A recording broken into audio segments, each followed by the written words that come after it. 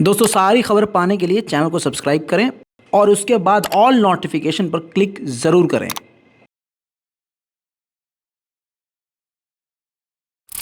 Ukraine का खूनी बैखमत इलाके का नाम है, शहर का नाम है। जानकारी कुछ इस प्रकार है कि इस बैखमत के इलाके में 70,000 यूक्रेन के लोग रहते थे और आज कुछ 1-1.5 लोग वहाँ मौजूद हैं। ज़ेलेंस्की के मुताबिक और इस रिपोर्ट के मुताबिक उस बैखमत के इलाके का कोई ऐसा एरिया नहीं है, कोई एक ऐसी जगह नहीं है जहां खून के दाग न हो। रूस ने ऐसे हमले किए हैं जिससे पूरा बैखमत तबाह हो गया है। वहीं दोस्तों आपको बता दूं कि इस जंग में रूस की तरफ से बड़े बड़े गद्दार भी आ रहे हैं सामने। फ्रीडम ऑफ रशिया नाम का एक ग्रुप है जिसमें सैकड़ों सैनिक हैं। ये पूरा का पूरा ग्रुप यूक्रेन की तरफ से रशिया से लड़ रहा है और बयान बार बार जारी कर रहा है। उनका कहना यह है कि हम पुतिन के खिलाफ हैं, हम पुतिन से अपनी मदरलैंड के लिए, मातृभूमि के लिए लड़ रहे हैं। पिछली रिपोर्ट में मैंने आपको सुखोई 5th जनरेशन का एडवांस फाइटर जेट दिखाया था। अब ये देखिए, रशिया अपने ही शहर में, मॉस्को में ही, अपने ही मुल्क में अपना 57 Su-57S, जी हाँ, नोवोसिबिर्स्क के इलाके में उड़ा रहा है और काफ़ी ख़तरनाक तरीके से बमबारी करने वाला पोजीशन और तेज़ी से उड़ान भरने का, वो सारी कलाबाजियाँ जो एक मैदान जंग में दिखानी ज़रूरी होती है, वो सब इस वीडियो में देखी गई है। दोस्तों कहा यह जा रहा है कि जल्द ही ये सुखोई 57S दे देगा यूक्रेन के खिलाफ रूसी एयरफोर्स को, जिससे यूक्रेन को बड़ी मुश्किलों का सामना करना पड़ेगा।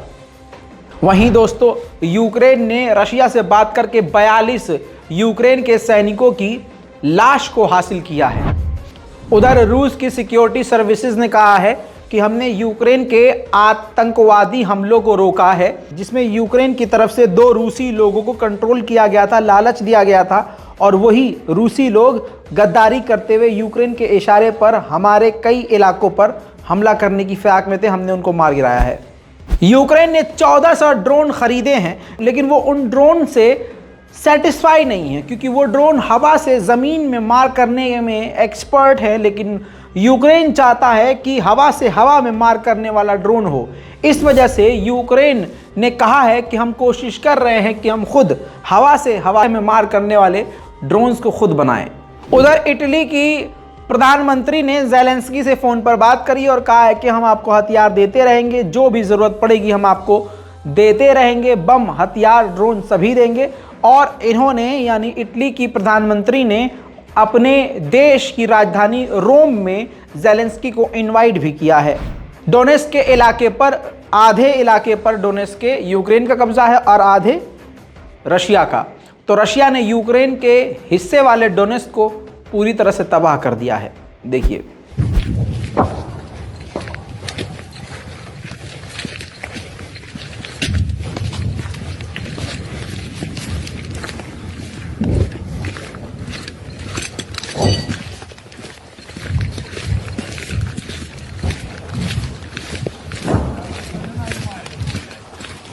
हाँ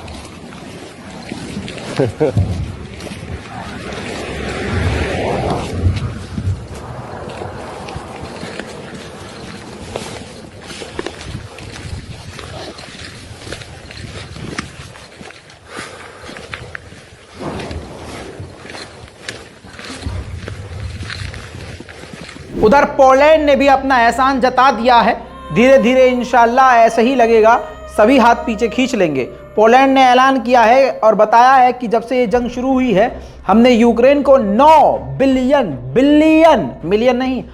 बिलियन डॉलर की मदद दे दी है।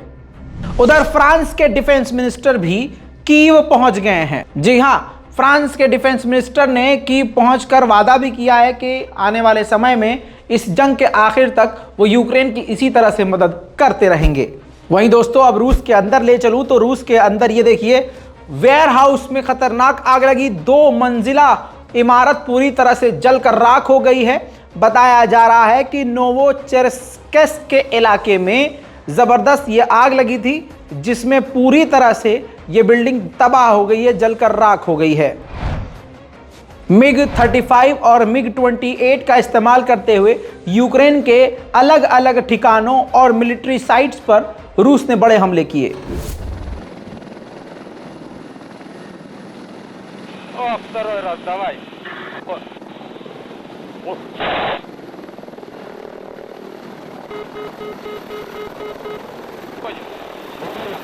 Попадание туда.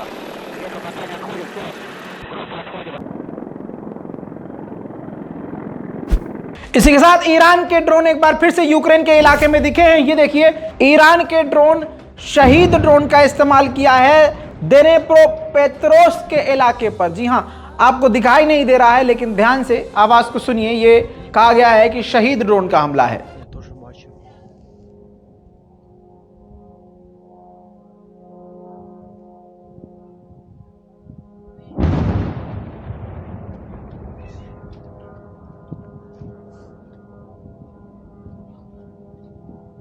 І ти ніхуя не засняв, я спишку бачу, кстати.